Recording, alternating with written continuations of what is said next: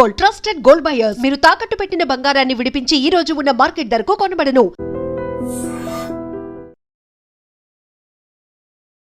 ఆగి ఆ రోజంతా అక్కడ ఉండి నెక్స్ట్ డే నైట్ విజయవాడ వచ్చేవాడు.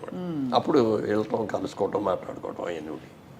మీరు సినిమా ఇండస్ట్రీకి వచ్చే టైంకి మీరు married, settled and business man, ఇద్దరు పిల్లలు ప్లస్ ఇంకా క్రాంతి కుమార్ నా క్లాస్మేట్, విజయబాబు రెడ్డి గారు నాకు సీనియర్ కొద్దిగా, విజేంద్ర ప్రసాద్ గారు క్లాస్మేట్, ఇట్లా చాలామంది ఉన్నారు. ఇంకా డాక్టర్ సాంబశివరావు గారు వీళ్ళందరూ కూడా, వాళ్ళందరూ అనేవారు ఎప్పటికప్పుడే రావయ్యా అని.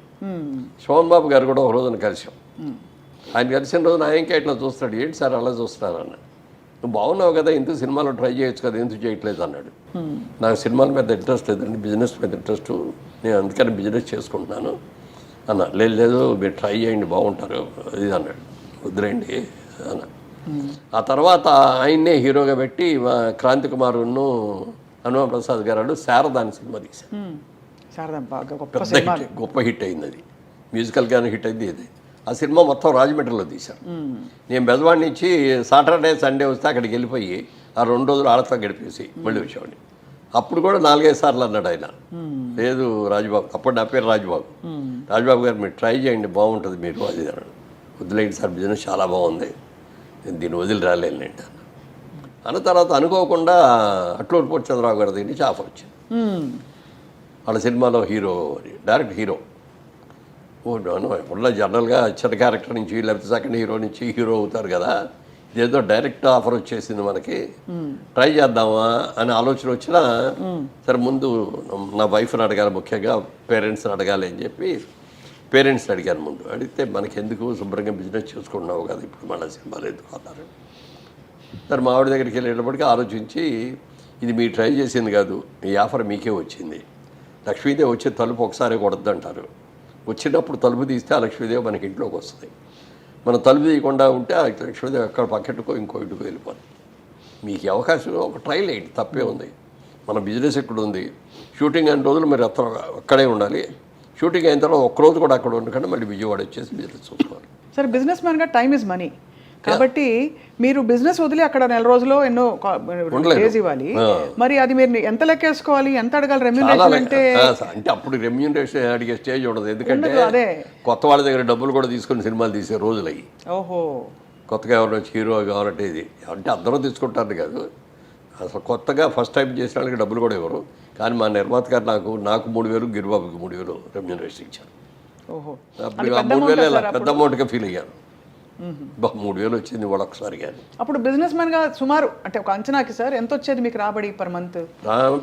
పర్ మంత్ అంచనా కోసం ఐడియా ఉండడానికి అంటే సంవత్సరానికి లెక్కేసుకొని మాకు ఒక 50, మా పర్సనల్ ఒక 50 అట్లా వచ్చేది. 50,000 పర్ మంత్ కాదు, పర్ ఇయర్. ఓహో, ఆ రోజుల్లో పర్ మంత్ అంటే అంత. అదే 50,000 పర్ ఇయర్ అంటే దాదాపు మీరు ఇప్పుడు 3x12 అంటే 12 నెలలకి 3,000 లెక్కేసుకుంటే కూడా నాట్ బ్యాడ్, కొంచెం తక్కువ. బట్ అంటే ఉంటాయి కదా సార్ లెక్కలు, ఇప్పుడు ఒక రోజు ఇవ్వాలి. అప్పుడు డబ్బు గురించి ఆలోచించాల, ఇదేదో కొత్త ప్రయత్నం వచ్చింది, ఈ ప్రయత్నంలో కూడా వెళ్ళారు. అప్పుడు నాటకాలు వేస్తూ ఉండేవాడు విజయవాడలో, నాటకాల ఇంట్రెస్ట్ కూడా ఉంది కాబట్టి ట్రైల్ వేద్దాంలే అని చెప్పి ఆ దేశం అది సక్సెస్ అవ్వబట్టి అంచెలంచెలుగా పైకి వెళ్ళటం. అక్కడ దాసనారాయణ గారు 2వ సినిమాకి పరిచయం అవ్వటం.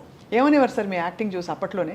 దాసర్ గారు నా యాక్టింగ్ కంటే కూడా నా సిన్సియారిటీని ఎక్కువ చూసేవారు. నేర్చుకోవాలనే ఇది, తర్వాత టైం మెయింటైన్ చేయటం ఒకటి. తర్వాత సినిమా ప్రొడ్యూసర్ హనుమాన్ ప్రసాద్ గారు నా క్లోజెస్ట్ ఫ్రెండ్. మేము మా షాప్స్ బిజినెస్లో పక్కనే, ఆయన ప్రొడక్షన్ నేనే ప్రొడక్షన్, మా సొంత సినిమా నటుగా ప్రొడక్షన్ కూడా చేసేవాడిని. బెంగళూరులో జరిగింది షూటింగ్ అంతా. ఈ ఇల్లు బాగుందయ్యా, ఈ షూటింగ్ బాగుంటుంది అని ఆయన అంటే వెంటనే నేను వెళ్ళిపోయి వాళ్ళ దగ్గరికి వెళ్ళి ఐఎమ్ సో అండి, తెలుగు సినిమా షూటింగ్ అండి, మీరు ఇవ్వాలండి అంటే వాళ్ళు వెంటనే ఇచ్చేవాడు. ఇవన్నీ చేయటం, అరేంజ్మెంట్స్ చూడటం, సిన్సియారిటీ ఇవన్నీ చూసి బాగా నచ్చేసింది ఆయన. మురళి నిన్ను పెద్ద యాక్టర్ అని చేస్తాను నేను. మురళీమోహన్ అని పేరు వారే పెట్టారు? లేదు, పేరు ఆయన పెట్టారు, అట్లూరు పూర్ణచంద్రరావు పెట్టారు. ఎందుకు సార్ మురళీమోహన్ అనడానికి? అంటే అట్లూరు పూర్ణచంద్రరావు గారు సినిమా మా జగమేమాయి తీసేటప్పుడు నేను హీరో, గిరిబాబు విలన్ను, కబడ్డీ రాజబాబు గారును విజయలలిత గారు వాళ్ళు సీనియర్ యాక్టర్ దాంట్లో. మరి ఆయన రాజబాబే, నేను రాజబాబు అంటే అట్లా టైటిల్స్లో మళ్ళీ హీరో రాజబాబు, కమెడియన్ రాజబాబు అని అనుకోవాల్సి వస్తుంది. సేమ్ నేమ్ ఒకటి. అతను మంచి ఊపులో ఉన్నాడు, ఇప్పుడు చాలా ఫైల్లో ఉన్నాడు. వేరే పేరు ఏమైనా మారిస్తే బాగుంటుంది, నీ అసలు పేరు ఏంటన్నారు. మా అమ్మ నాన్నగారు పెట్టిన పేరు రాజా రామ్మోహన్ రాయ్ అండి. అబ్బా. మా నాన్నగారికి పొలిటికల్ ఇంట్రెస్ట్ తోటి అట్లా పొలిటికల్ నాయకుల పేర్లు, మా తమ్ముడికేమో వేణుగోపాల్ తిలక్ అని పెట్టారు. అదండి. కానీ అందరూ ఊళ్ళో రాజ్బాబు అని పిలుస్తారు. స్కూల్లో కూడా బుక్లో ఎస్ఎస్సి బుక్లో కూడా రాజ్బాబు అని ఉంది, అందుకని రాజ్బాబుయే కన్ఫర్మ్ అయిపోయిందండి. అయితే రాజా రామ్మోహన్ రాయ్ అంటున్నారు కదా, మోహన్ అని పెట్టుకుందాం, అదంటే పెద్ద పేరులాగా ఉంది, మోహన్ అని పెడదామా అన్నారు. ఓకే అండి. ప్రెస్లో అనౌన్స్ చేస్తే ఆ ప్రెస్లో ఎవరో ఉన్నారు, ఏమంటే మోహన్ అంటే ఏదో కట్ చేసినట్టుగా ఉంది, రామ్మోహన్ కృష్ణమోహన్ లాగా మురళీమోహన్ ఏదో అట్లా అంటే బాగుంటుందండి అని వెంటనే అన్నారు. మురళీమోహన్ ఎలా ఉంది మురళి అన్నారు. రాజ్బాబు గారు అంటే బాగుంది సార్ అన్న అనగానే అది కన్ఫర్మ్ అయ్యి. సో అలా మురళీమోహన్ గారు అడుగు పెట్టడం ఒక వెలిగేశారు సార్. అదే అంటే మొట్టమొదట ఇంకా రావాలి అవద్దని అనుకుంటానే, షూటింగ్ ఉంటే అక్కడ మెడ్రాస్లో ఉంటాం, లేకపోతే విజయవాడలో ఉంటాం, బిజినెస్ చూసుకోవడం అట్లాగే ఉండేది. అలా ఒక 2 ఏళ్ళు గడిచింది. 2 ఏళ్ళు గడిచిన తర్వాత నెంబర్ ఆఫ్ ఫిల్మ్స్ వచ్చేసి ఒక్కరోజు కూడా హైదరాబాద్ వెళ్ళలేదు, విజయవాడ వెళ్ళడానికి ఖాళీ ఉండేది కాదు. ఇక మనం సెటిల్ అయ్యాం, మనం దీని మీద ఇది అవ్వచ్చు అన్నప్పుడు ఫ్యామిలీ షిఫ్ట్ చేసి అప్పుడే బిజినెస్ కూడా పార్ట్నర్ దగ్గరికి వెళ్ళామని మీరు తీసేసుకోండి, నేను ఇక రాలేను అని చెప్పంటే ఆయన మీరు లేకుండా నేను బిజినెస్ చేయలేను, నా వల్ల కాదు, క్లోజ్ చేసేద్దామని అంటే బిజినెస్ క్లోజ్ చేసి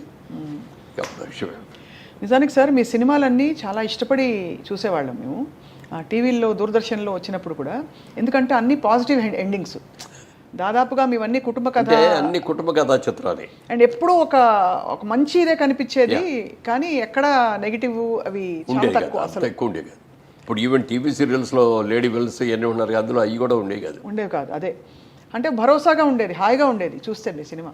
ఇవన్నీ మీకు ఇలా రావడం అనేది, ఇలాంటి రోల్సే, అది మీకు డెస్టినీ అంటారా లేక? డెస్టినీ అని కాదు, కానీ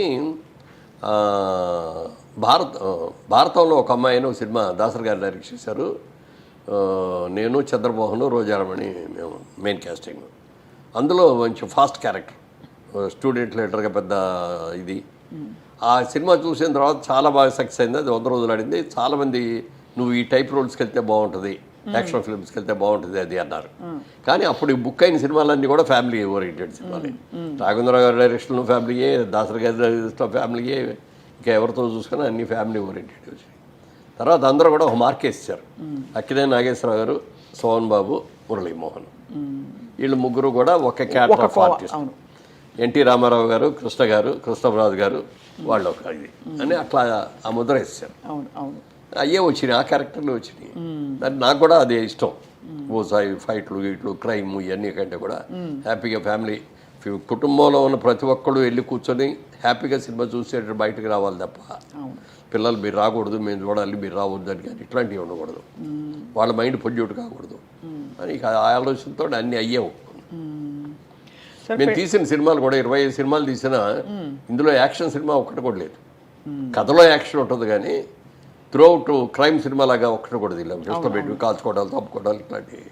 అదే సో అక్కడ డెలిబరేట్గా ఒక పాజిటివ్ ఆరా ఎప్పుడూ ఉండేది మీతో ఫాలో అవుతూ. అప్పటి నుంచే మీకు దేవుడి మీద నమ్మకం బాగా ఎక్కువ?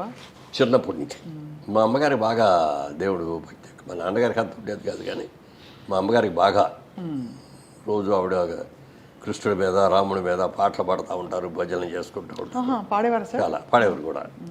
సో ఆవిడ చూసి మేమందరం కూడా నేర్చుకున్నాం. తర్వాత ఆవిడ పొద్దున్నే నిద్రలాగానే దేవుడికి దండం పెట్టుకొని దిగు మంచం పెంచారు. దేవుడు రాత్రి పడుకున్నప్పుడు కాడు కడుక్కొని వచ్చి మంచం మీద పడుకోబోయే ముందు దేవుడికి దండం పెట్టుకొని మళ్ళీ పడుకోనేవారు.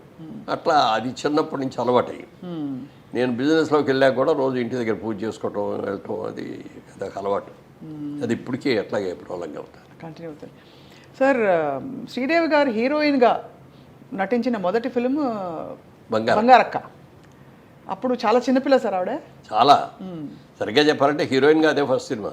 అవును, చంద్రమోహన్ అని అంటారు కానీ అందరూ 16 ఏళ్ళ వయసు, ఇదే ఫస్ట్ సినిమా.